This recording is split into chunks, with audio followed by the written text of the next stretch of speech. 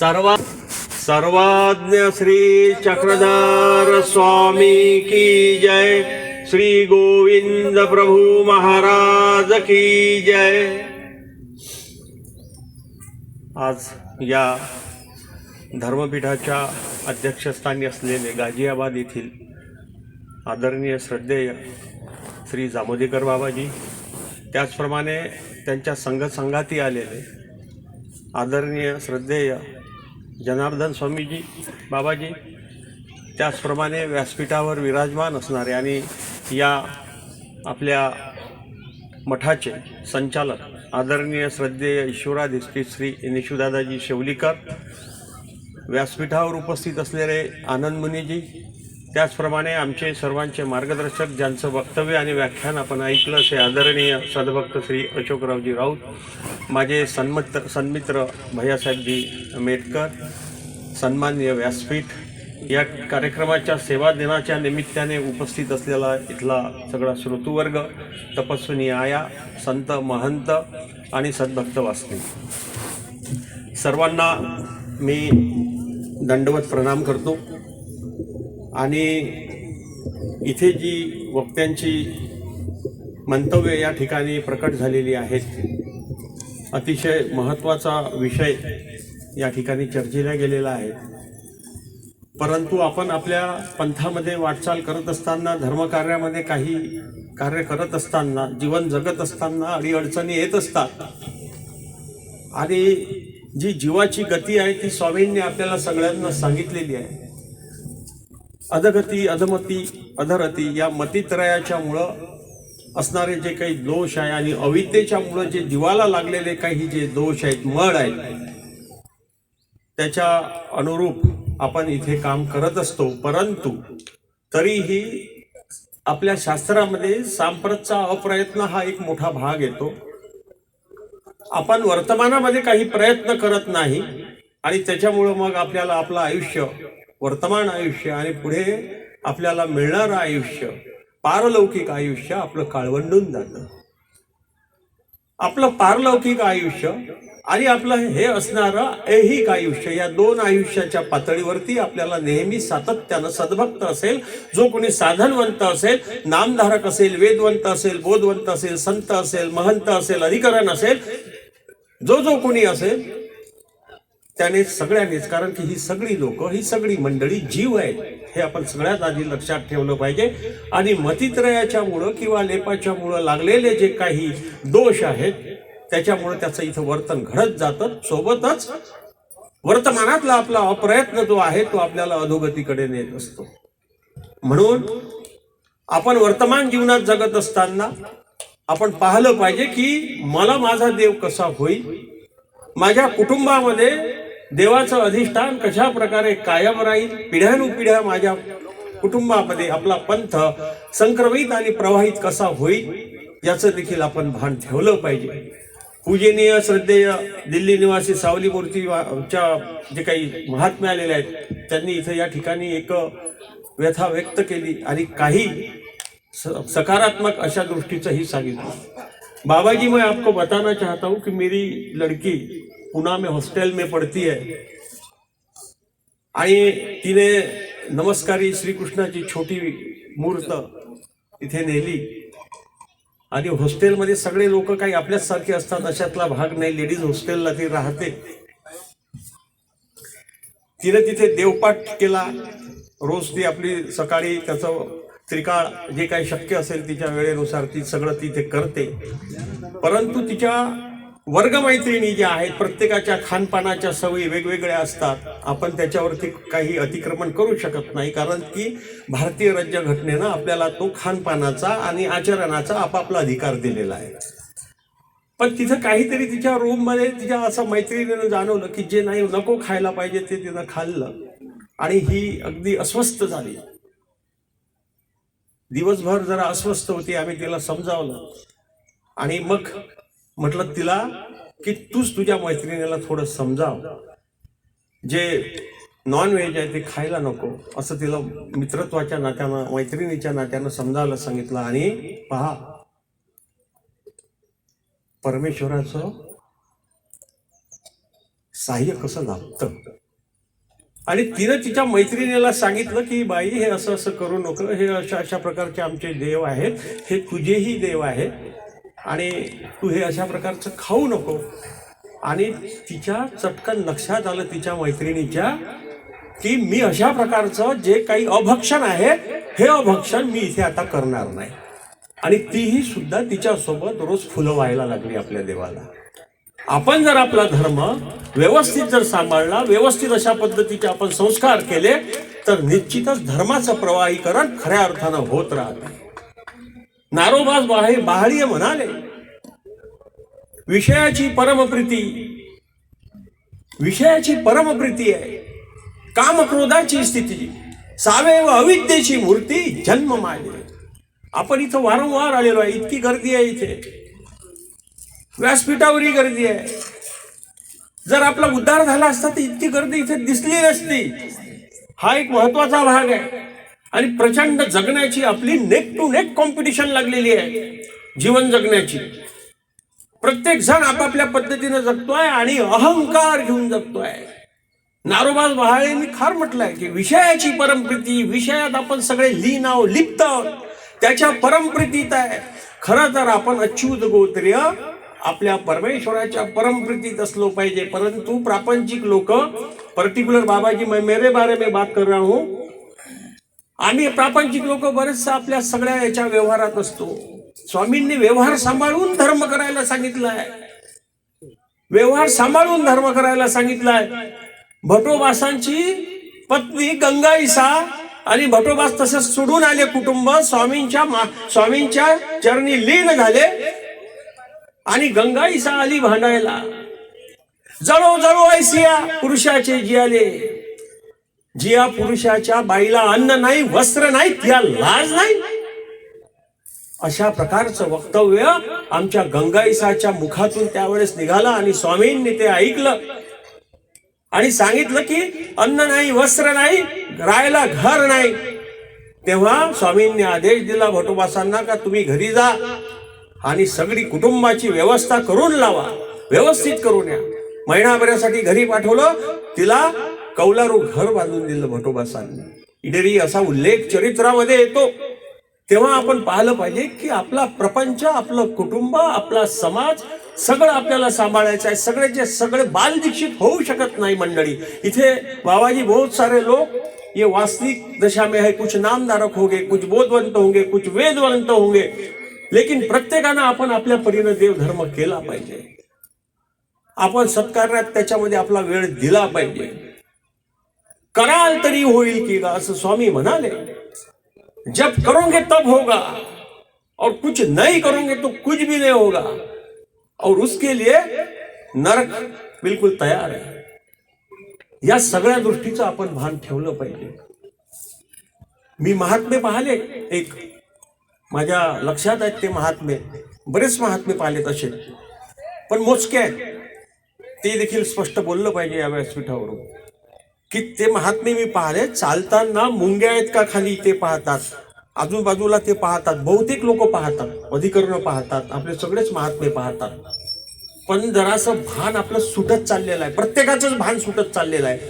कारण की जो आपला चेतन पदार्थ आहे, चेतन जे आपले साधन आहेत, आमचे महात्मे असतील, वासनिक असतील, महात्मे असतील, या सगळ्यांचा समन्वय राखण्याचा हा काळ आहे. तो समन्वय सुटतोय, तो समन्वय आपण राखला पाहिजे, प्रत्येकाचा आदर केला पाहिजे. चेतन साधनाचं जड साधनापेक्षा महत्व आहे, स्थानापेक्षा आणि प्रसादापेक्षा चेतन साधन महान सांगितलेले आहेत.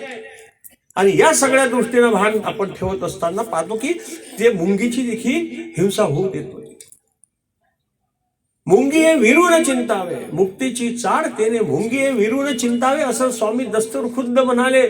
आणि आपण वावरत असताना घरी असो किंवा बाहेरही असो, प्रचंड अशा प्रकारची हिंसा करतो. शारीरिक हिंसा करतो, वाचिक हिंसा करतो, मानसिक हिंसा करतो. तेव्हा म्हणून नारोबास बहाळी म्हणाले की सावेव अविद्येची मूर्ती जन्म माझे. हे जो जन्म आहे, या पेंडॉल मध्ये इतकी गर्दी आहे, वारंवार त्याच त्या चुका करत आपण पुढे जातो आहोत. विषयाच्या परमप्रतीत अडकलेलो आहोत. त्याच्यामुळं आपल्या आयुष्यामध्ये हे सगळे प्रश्न निर्माण झालेले आहेत. तुमच्याही आयुष्यात आहे, माझ्याही आयुष्यात आहे, बाबांच्याही आयुष्यामध्ये आहे. सुटला कोणीच नाही. जर सुटला असता तर तो इथं नसताच.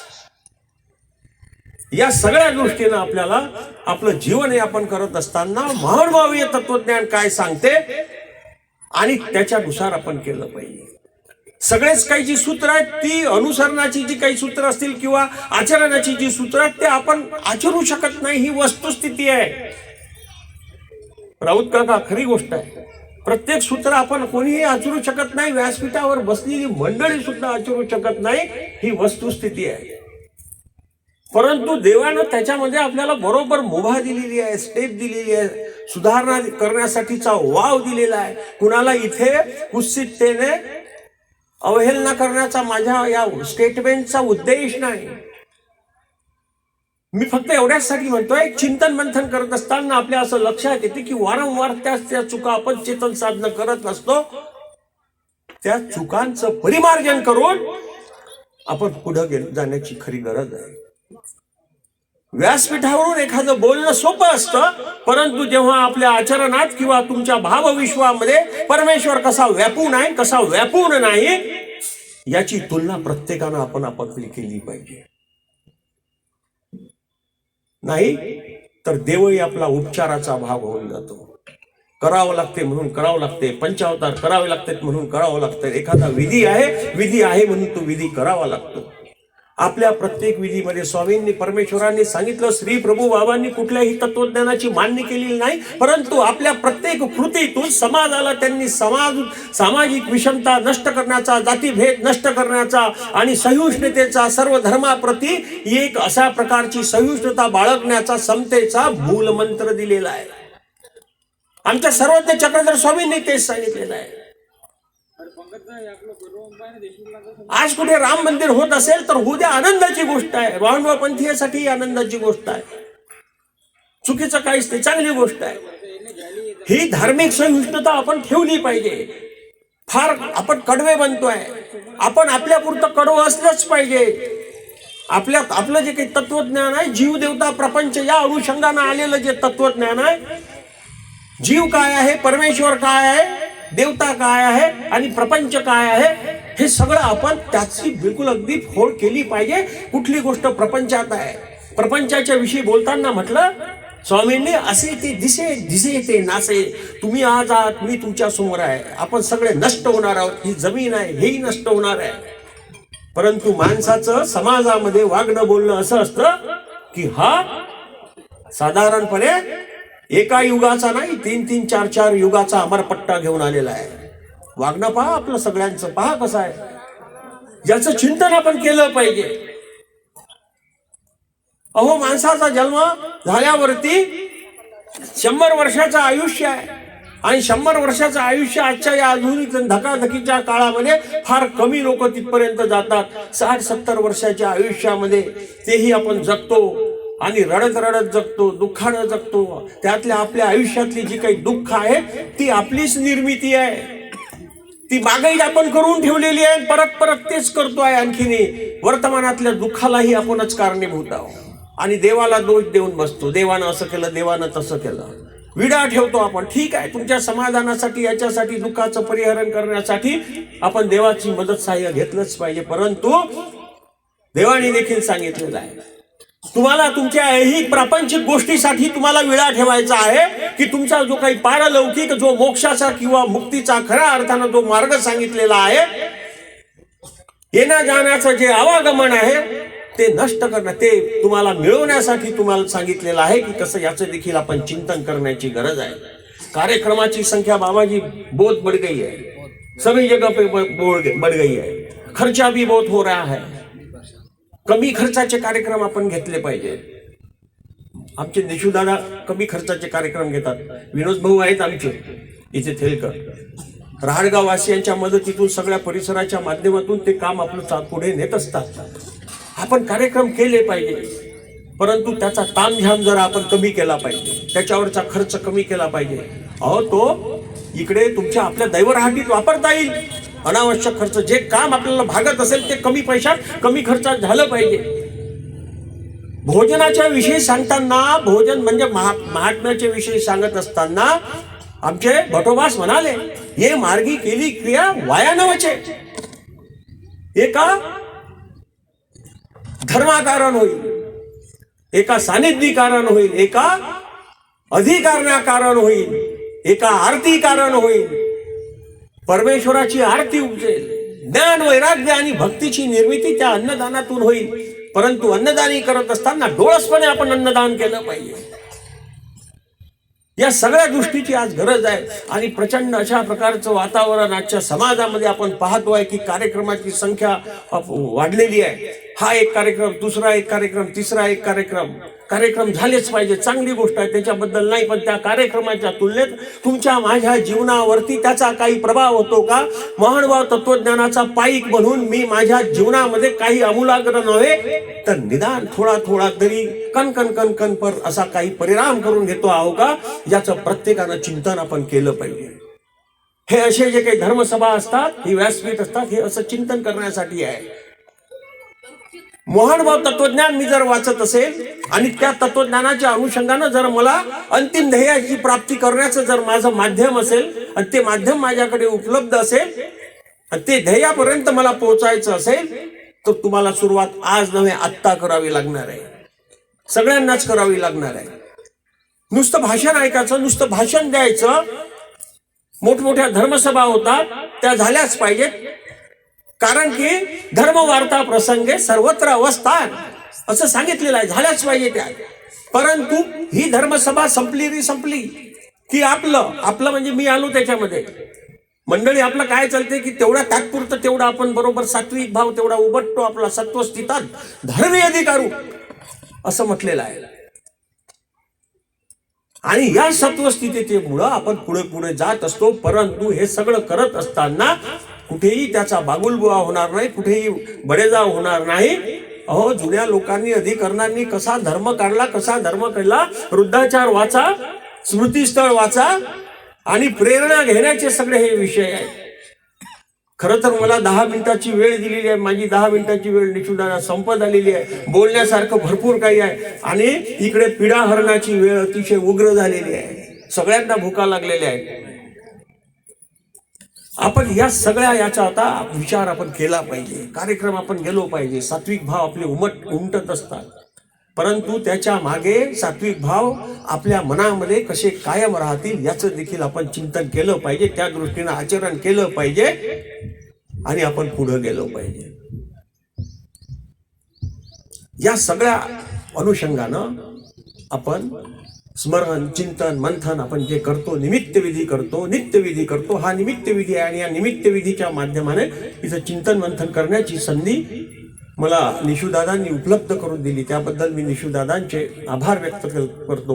बोलताना काही कुणाचं मन दुखावलं असेल तर दिलगिरी व्यक्त करतो, क्षमा मागतो. आणि या माझ्या थोड्या वेळामध्ये मला जे मांडता आलं ते मांडण्याचा मी प्रयत्न केला. सर्वांना दंडवत प्रणाम करतो आणि थांबतो. दंडवत प्रणाम.